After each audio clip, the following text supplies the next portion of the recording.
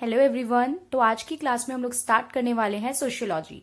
और सोशियोलॉजी को हम लोग स्टार्ट करेंगे क्लास 12 से। और क्लास 12 की बुक इंडियन सोसाइटी का चैप्टर फर्स्ट आज हम लोग करने वाले हैं। वैसे देखा जाए तो this chapter is not very important, बहुत ज्यादा इंपॉर्टेंट कंसेप्ट यहाँ पे नहीं है। और ओनली 12th के परस्पेक्टिव से बात की जाए तो this chapter is not important from the examination point of view. But still आप अगर सोशियोलॉजी करने जा रहे हो तो you need to know some basics. और मैं मान के चल रही हूँ कि आप लोगों को 11th के थोड़े बेसिक्स आते होंगे।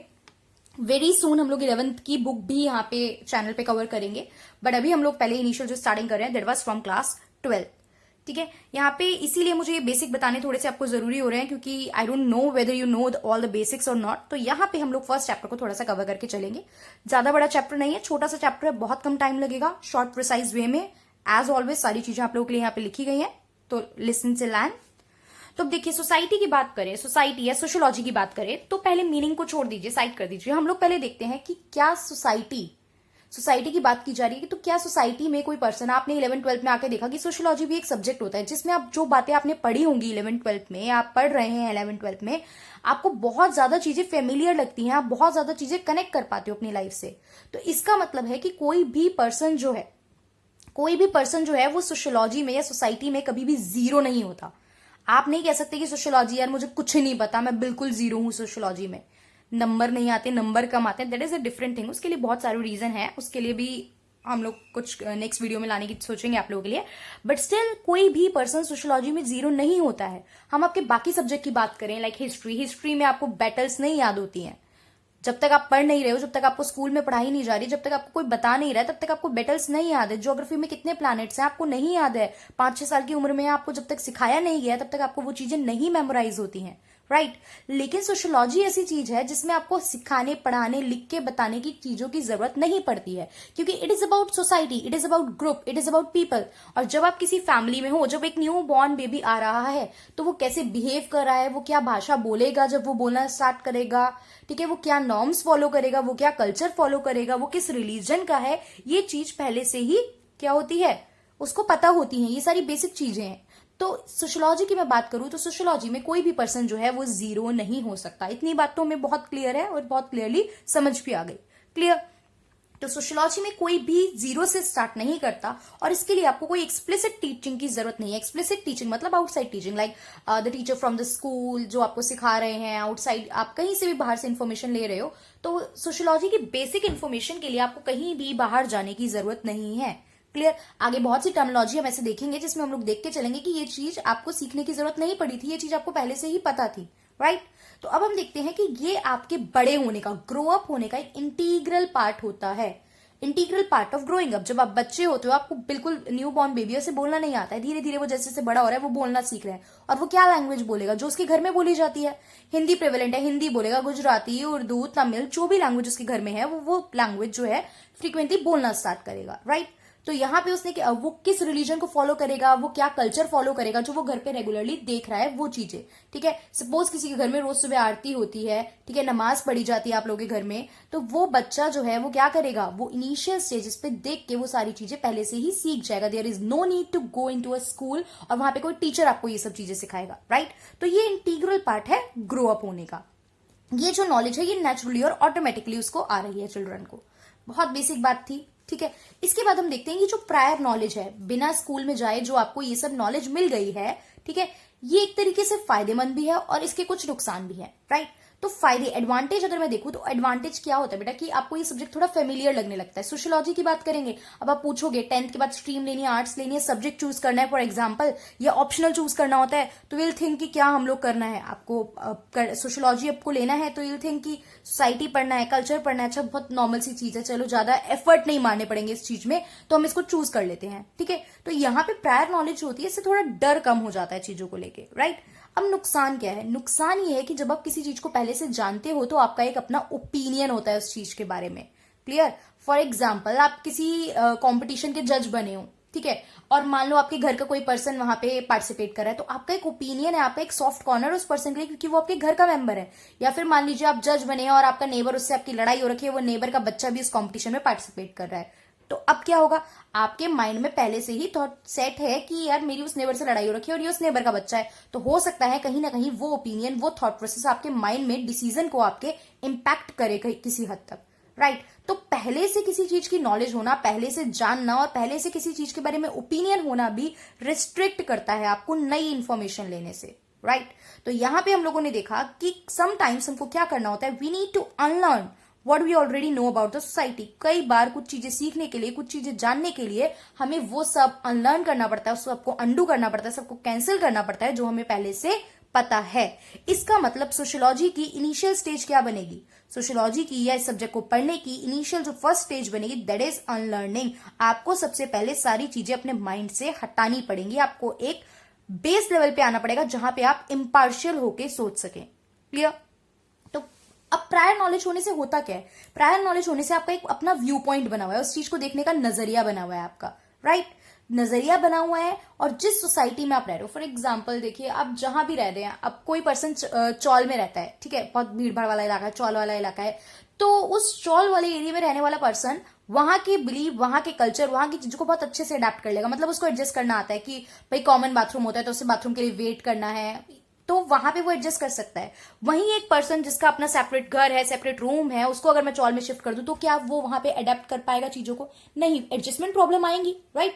ठीक है, तो ये सारी चीजें हैं। सोशल कंटेक्स्ट जो है, जहां पे आप रह रहे हो, जिस कल्चर में आप रह रहे हो, जो रिलीजन आप फॉलो कर रहे हो, ये सारी चीजें क्या बनाते हैं, ये सारी चीजें आपकी ओपिनियन बनाती हैं, ये सारी चीजों से आपके बिलीव्स बन जाते हैं, इन सारी चीजों से आपकी एक्सपेक्टेशन बन जाती है सोसाइटी के बारे में। देखिए, किसी के घर में बहुत, मान लीजिए कि बहुत सॉफ्ट स्पोकन लैंग्वेज है, बहुत प्यार से सब लोग बात करते हैं एक दूसरे से, बहुत एक अच्छे लहजे में बात होती है, विद मैनर्स बात होती है।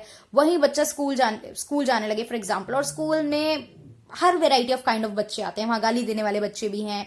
तो अगर उसका इंटरेक्शन ऐसे बच्चों से होगा तो उसका क्या होगा? अब यहाँ पे उसकी जो ओपिनियन बना हुआ था उसमें क्लैश आएगा, क्योंकि जो उसने अपने घर में देखा और जो वो यहाँ देख रहा है, दैट इज टोटली डिफरेंट। यहाँ पे क्या आ रहा है? डिफरेंस हो रहा है। तो अभी तक उसका जो व्यू पॉइंट बना था कि लोग कैसे होते हैं, हमें कैसे बात करनी चाहिए, हम कैसे बात करते हैं, वो थी जो उसके घर पे हो रही थी। बट यहाँ पे आके उसने टोटली डिफरेंट चीज देखी।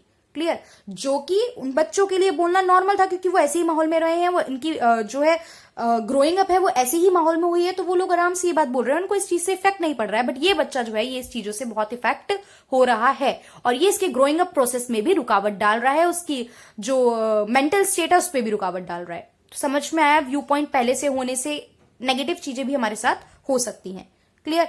इसका मतलब ये नहीं है कि बच्चों को घर पे गाली बोलना सिखाया जाए, बट स्टिल ये एक एग्जांपल था just to clear the two different scenario, right. अब बिलीव्स जो होते हैं, ये जो बिलीव्स की आप बात करो, बिलीव्स ओपिनियन जो होते हैं, ये पार्शियल होते हैं। मैंने कहा एक पार्ट सिखाया, एक पार्ट पता चल रहा है बच्चे को, जैसा वो देख रहा है, जैसे माहौल में वो रह रहा है, वैसा ही वो सीख रहा है, वैसे ही वो अडॉप्ट कर रहा है। तो इसमें क्या चीज होती है, ये दो चीजों पे बेस होता है, दो सेंसेस में इसकी बात की जाती है। यहाँ पे टू सेंसेस में इम्पार्शियल कहा गया है। क्या? एक तो इनकम्प्लीट इंफॉर्मेशन होती है, उसको नहीं पता सारी बातें, प्लस बायस मतलब होता है यहाँ पे भेदभाव करने के चांसेस, जैसे मैंने अभी आपको जज वाला एग्जाम्पल दिया था, राइट। उसके बाद हम यहाँ पे देख रहे हैं कि जो अनलर्न नॉलेज है, मतलब आपको आधी चीज पता है, बाकी चीज नहीं पता है, इससे आपके व्यू पॉइंट्स जो हैं वो किसी एक चीज के टुवर्ड टिल्ट हो सकते हैं, या आपका किसी अपने सोशल ग्रुप के टुवर्ड इंटरेस्ट, आप उसको फेवर करेंगे, ये शो कर सकता है। ठीक है। फॉर एग्जाम्पल, मैं स्कूल में कंपटीशन चल रहा है, स्कूल का एग्जांपल ले रहे थे हम लोग, स्कूल कॉलेज कहीं पे भी एक कंपटीशन चल रहा है, मेरी क्लास का बच्चा सेलेक्ट होकर फाइनल राउंड में पहुंच गया है, और बीइंग अ क्लास टीचर, मैं जज भी हूं और क्लास टीचर भी हूं स्टूडेंट के क्लास की। तो अब मेरा फेवर कहीं ना कहीं उस स्टूडेंट के टुवर्ड्स टिल्ट हो सकता है कि नहीं हो सकता?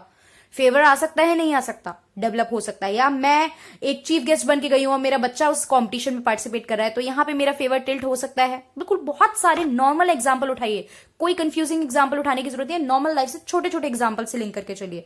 तो ये जो आपकी पार्शियल नॉलेज है, बायसनेस है, भेदभाव वाली चीजें हैं, ये कहीं ना कहीं आपको अपने ग्रुप, जो आपके ग्रुप के लोग हैं या आपके इंटरेस्ट वाले लोग हैं, उनकी तरफ आपके बिहेवियर को टिल्ट कर सकता है और बिहेवियर में डिफरेंस ला सकता है। Is that clear? बहुत सिंपल बात थी, कोई कॉम्प्लिकेशन नहीं थी यहां तक हमारे पास। इसके आगे हम लोग देखते हैं, इसके आगे हमें बताया गया है कि सोशियोलॉजी जो है वो इस सब का कोई सोल्यूशन नहीं है। सोशियोलॉजी में सब कुछ ये नहीं बताया कि अगर ऐसा होता है तो आपको क्या करना चाहिए, नहीं, बिल्कुल नहीं लिखा है ऐसा यहाँ पे कि ऐसी सिचुएशन आ जाए तो आप इसमें सिचुएशन में करेंगे क्या। No, it is not the solution. ठीक है, ये क्या करता है, ये आपको पूरी, sociology is not the solution, it can not show whole reality in completely unbiased way. ये बिल्कुल नहीं बता सकता कि बिना भेदभाव करे आप कैसे किसी चीज को फेस कर सकते हैं। तो sociology is not about that, ये आप अपने माइंड में बिल्कुल अच्छे से क्लियर कर लीजिए। ऐसा नहीं है कि आप ये सोचे कि सोशियोलॉजी पढ़ के अच्छा ये सारी बातें क्लियर हो जाएंगी, नहीं, ऐसा बिल्कुल भी नहीं होता। क्या है, आगे पढ़ते हैं, क्लियर होंगी चीजें।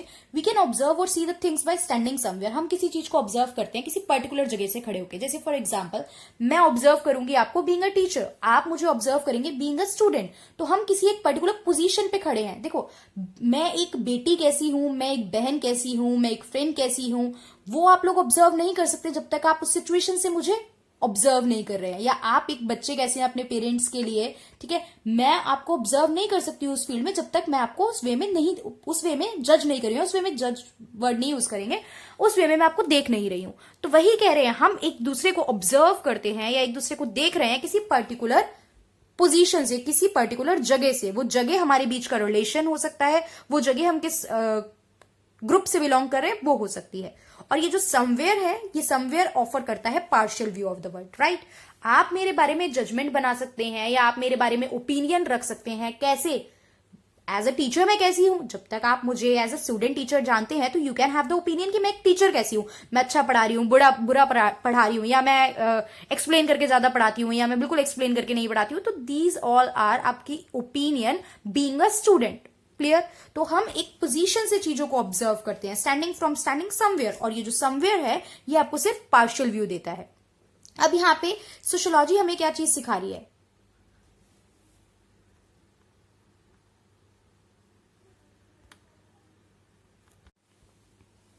अब यहां पे सोशियोलॉजी हमें क्या सिखा रहा है? सोशियोलॉजी हमें सिखा रहा है रिफ्लेक्सिविटी, और we can say self reflexivity. इसका क्या मतलब होता है?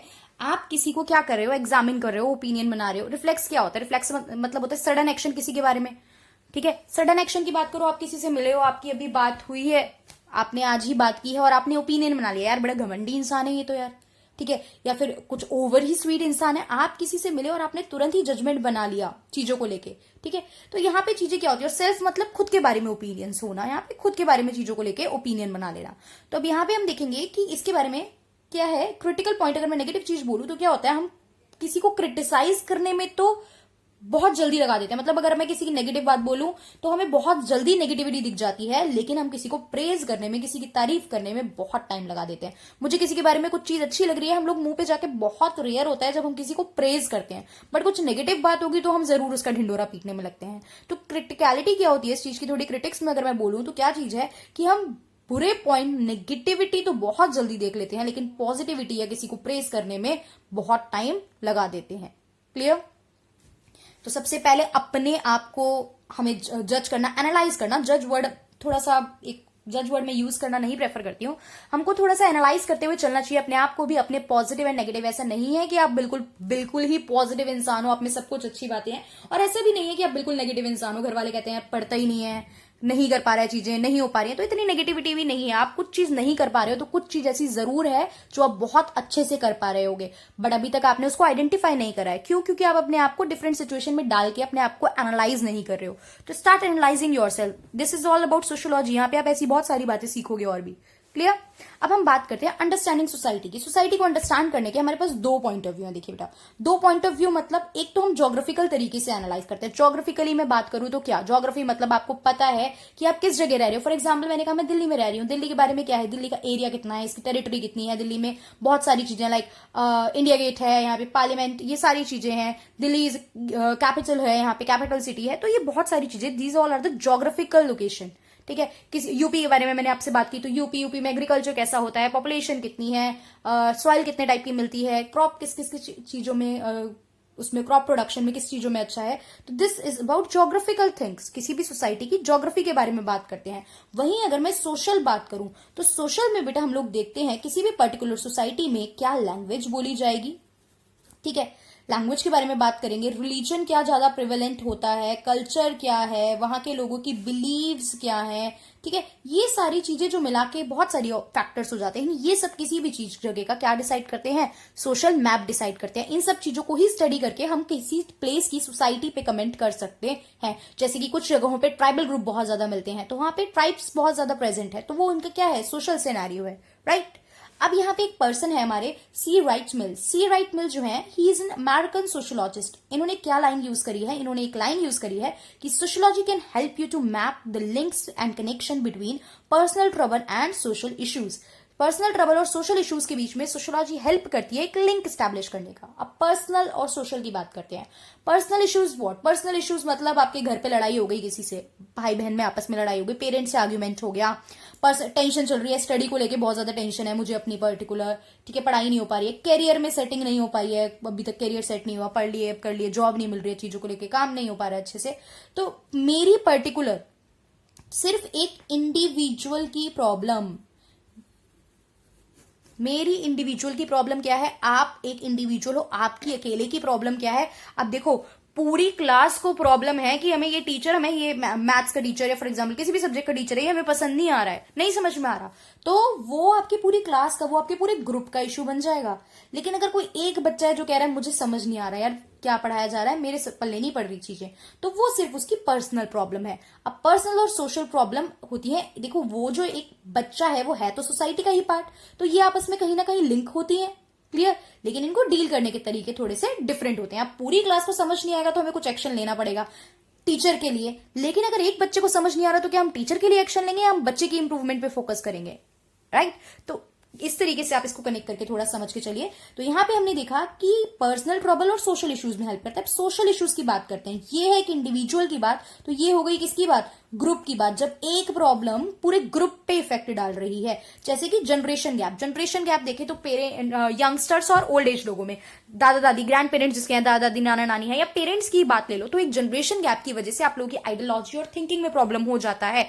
अब फॉर एग्जाम्पल हमने ट्यूशन क्लासेस ज्वाइन करी, हमने कोचिंग ज्वाइन कर रखी है, हम रात को 8-8-9-9 बजे कई बार घर से आ रहे हैं, ग्रैंड पेरेंट्स होंगे तो वो कई बार बोलते होंगे कि इतनी लेट लेट तक बाहर रहना होता है, specially girls they can face the problem कि इतनी लेट लेट तक क्लासेस के लिए बाहर रहना होता है। हमारे टाइम पे तो ये चीज नहीं होती थी, आजकल तो ये चलने लगा है, बाहर से आप लोग खा रहे हो, डोमिनोज मैगडी ये खा रहे हो, हमारे टाइम पे तो जो बनता था सब घर पे बनता था।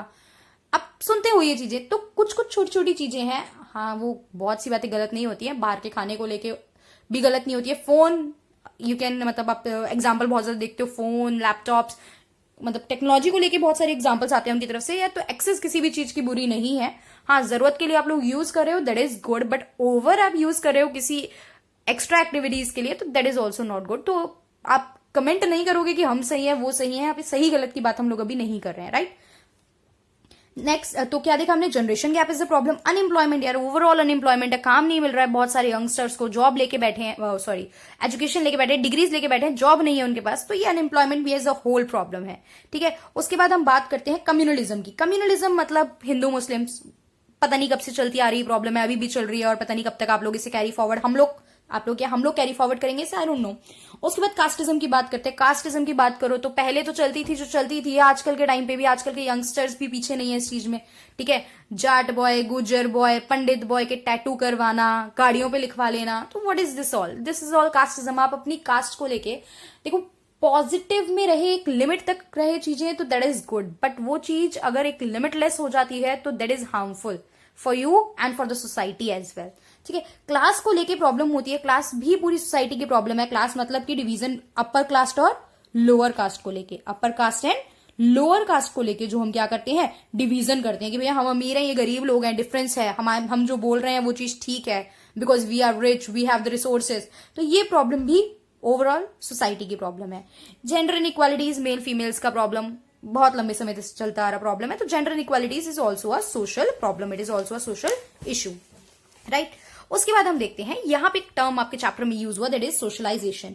वैसे सोशलाइजेशन पे मैं एक सेपरेट वीडियो प्रॉपर बनाऊंगी जब मैं 11th की एनसीईआरटी आप लोग कवर करूंगी, तो ये बहुत सारे छोटे छोटे जो टर्म है ये वहां 11th में इन डिटेल है, तो इन पे मैं पूरे सेपरेट लेक्चर वहां पे प्रिपेयर करूंगी, so don't worry about that. यहां पे बस आप सोशलाइजेशन का मतलब देख के चलिए कि सोशलाइजेशन होता क्या है। देखो सोशलाइजेशन सिंपल, एक बच्चा पैदा हुआ, पैदा होने के बाद वो बड़ा हो रहा है, वो बोलना सीख रहा है, वो रहना सीख रहा है, छोटे मोटे घर पे काम कर रहा है, इन्वॉल्व हो रहा है, बाहर जा रहा है, स्कूल में पढ़ रहा है, टीचर से इंटरेक्ट कर रहा है, फ्रेंड्स बना रहा है, ग्रुप्स में रह रहा है, तो this is socialisation, this is socialisation.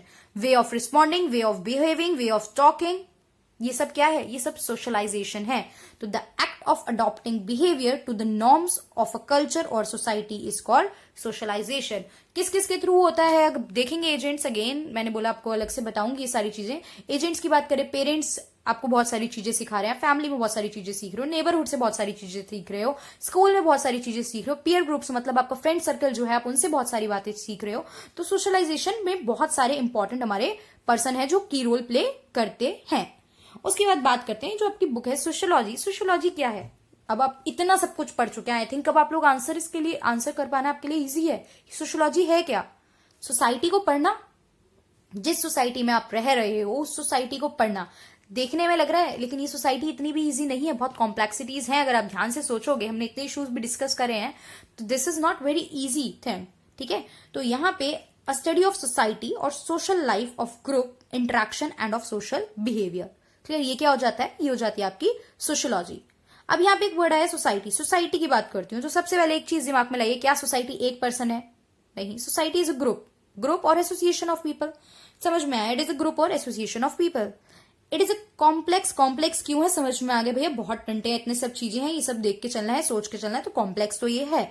तो complex network of relationship with in which most of humanity live, जिसमें बहुत सारी ह्यूमैनिटीज जो है, ह्यूमैनिटी मतलब नॉर्मल ह्यूमन बींग्स लाइफ जो है ये रह रही है। क्लियर? अब यहाँ पे आपकी बुक में इंट्रोड्यूसिंग द इंट्रोडक्शन करके आगे एक पैराग्राफ दिया हुआ है जिसमें कुछ टर्म्स बताए हैं। क्योंकि दिस इज अबाउट इंट्रोडक्शन, तो इन्होंने कुछ कुछ ब्रीफिंग दी हुई है छोटी छोटी टर्म्स की, छोटी छोटी बातों की यहाँ पे, ठीक है। तो यहाँ पे इन्होंने बताया है कि कॉलोनियल जो पीरियड होता है, कॉलोनियल पीरियड वो टाइम था जब इंडिया में कॉन्शियसनेस आई। कॉलोनियल पीरियड से पहले आप देखिए यहाँ पे एक टर्म हम देखते हैं, इन्होंने वर्ड यूज करा था वहां पे, colonialism give birth to its own enemy nationalism, यानी कॉलोनिज्म का एनिमी क्या है? नेशनलिज्म। अब कॉलोनिज्म वर्ड पे आते हैं, पहले वर्ड समझ लो कॉलोनिज्म क्या होता है। I hope many of you know, तो अगर पता है तो वेल एंड गुड, कोई प्रॉब्लम नहीं है। बट कॉलोनिज्म सुनते ही ना बहुत सारे बच्चों के दिमाग में क्या आने लगता है? कॉलोनिज्म सुनते ही हमारे दिमाग में इंडियन ब्रिटिशर आने लगते हैं। मैं ये नहीं कह रही हूँ गलत है, that is very true, but colonialism का मतलब सिर्फ इंडिया और ब्रिटिशर नहीं है कि ब्रिटिशर आए और हम पे कब्जा करके गए, ऐसा बिल्कुल भी नहीं है। ब्रिटिशर ने सिर्फ इंडिया पे कब्जा नहीं करा था, बहुत सारी जगहों पे कब्जा करा था, और सिर्फ ब्रिटिशर ही नहीं थे, ऐसे बहुत से और भी लोग थे जो एक दूसरे पे क्या कर रहे थे? एक दूसरी कंट्री को कैप्चर कर रहे थे। तो सिर्फ जब कॉलोनिज्म का मतलब आपसे पूछा जाएगा, you will not answer britisher and India. Specially जो 12th क्लास के स्टूडेंट्स होते हैं जिनकी अंडरस्टैंडिंग इतनी डेवलप नहीं होती है, वो जनरली बहुत से लोग इंडिया और ब्रिटिशर का एग्जाम्पल ले लेते हैं। तो no, it is not like that. Sorry, example तो आप ले सकते हो, बट आप इसकी डेफिनेशन में, इसकी मीनिंग में आप सिर्फ इंडिया और ब्रिटिशर नहीं बोल सकते हो। तो कॉलोनिज्म होता क्या है? जब एक रिच कंट्री, ठीक है, क्या कर लेती है? दूसरी कंट्री पे कंट्रोल करने लगती है, वहां पे अपनी चलाने लगती है, पॉलिसी अपनी बनाएगी, इकोनॉमी खुद कंट्रोल करेगी, डिसीजन खुद लेगी, जैसे कि ब्रिटिशर ने इंडिया पे करा था। आई एम रिपीटिंग, जैसे कि, तो सिर्फ एक एग्जाम्पल है। क्लियर? द पॉलिसी और प्रैक्टिस ऑफ एक्वायरिंग फुल और partial political control over another country is called colonialism, like britisher did in India. Clear? उसके बाद बात करते हैं नेशनलिज्म वर्ड की। नेशनलिज्म वर्ड से आप लोग फेमिलियर हो। नेशनलिज्म राष्ट्रवाद की भावना, अपने देश के प्रति प्रेम, अपने देश के प्रति डिवोशन, ठीक है, ये सब क्या है? क्या कहलाता है? नेशनलिज्म कहलाता है। तो desire of a group of people who share the same race, culture, language etcetera to form an independent country is known as nationalism. Clear? तो अब बात करते हैं इंडिया में जब कॉलोनियल टाइम था, यानी जब ब्रिटिशर हमारे सर पे राज करने आ गए थे, सारी चीजें वो चला रहे थे, रूल वो बना रहे थे, पॉलिसी वो बना रहे थे, ये सारी चीजें जब हो रही थी, तो उसी टाइम पे हमारी कंट्री के लोगों में क्या आई? कॉन्शियसनेस आई, जागरूकता आई, यूनिफाई किया इस कॉलोनिज्म ने, इस प्रताड़ना ने, इस परेशानी ने उन लोगों को एकजुट कर दिया, जिससे कि वो अपने लिए आवाज उठा सके और अपने हक मांग सके।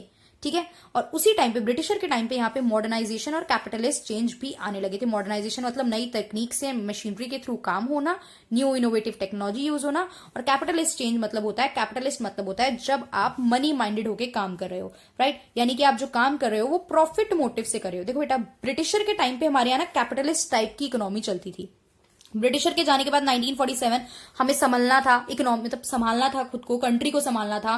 ठीक है, तो हमारी इकोनॉमी सोशलिस्ट हो चुकी थी। सोशलिस्ट मतलब सरकार डिसीजन ले रही थी, सरकार काम कर रही थी, क्योंकि पैसा कहाँ था लोगों के पास मार्केट में डालने के लिए? वो तो ब्रिटिशर थे जो कैपिटलिस्ट इकोनॉमी चला रहे थे कि इन्वेस्ट करेंगे, पैसा कमाएंगे, ये सब काम ब्रिटिशर कर रहे थे, तो हमारी इकोनॉमी हो गई थी सोशलिस्ट इकोनॉमी। बट अगर आप लोगों ने पढ़ा हुआ है तो 1991 में इकोनॉमी में स्लो डाउन चल रहा था और हमारी इकोनॉमी बहुत डाउनफॉल में जा रही थी। ये भी आपका चैप्टर है, I will tell you in detail. But 1991 में हमारी इकोनॉमी में कुछ चेंज करे हमने, that is known as economic reforms. और उसके बाद हम कंसेप्ट लेके आए थे लिबरलाइजेशन, प्राइवेटाइजेशन एंड ग्लोबलाइजेशन का, जिसके बाद से हमारी इकोनॉमी में दोबारा से कैपिटलिस्ट टर्म का इंट्रोडक्शन, कैपिटलिस्ट दोबारा देखने को मिलने लगा था। सोशलिस्ट एग्जिस्ट करता था, आज भी करता है, बट कैपिटलिस्ट ब्रिटिशर के टाइम पे था, आजादी के बाद चला गया था, फिर 1991 के बाद कुछ चेंजेस करके इसको दोबारा री इंट्रोड्यूस करा गया।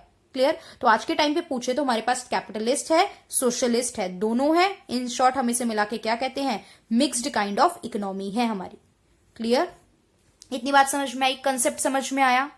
ठीक है, अब भी हमने इंट्रोडक्शन कंप्लीट करा है। Again I am saying, basic जानने के लिए ये चैप्टर करना बहुत जरूरी था। 12th क्लास के लिए एग्जामिनेशन में ये नहीं पूछता है, बट आगे के चैप्टर में ये आपकी हेल्प करेगा। और जनरली भी आपको सोसाइटी का बेसिक पता होने के लिए ये सारे कंसेप्ट पता होने चाहिए। क्लियर? तो अगली क्लास में हम लोग स्टार्ट करेंगे इसका नेक्स्ट चैप्टर, और बिल्कुल डिटेल में शॉर्ट नोट्स के साथ हम लोग आगे सारे चैप्टर कंप्लीट करेंगे। Thank you for watching.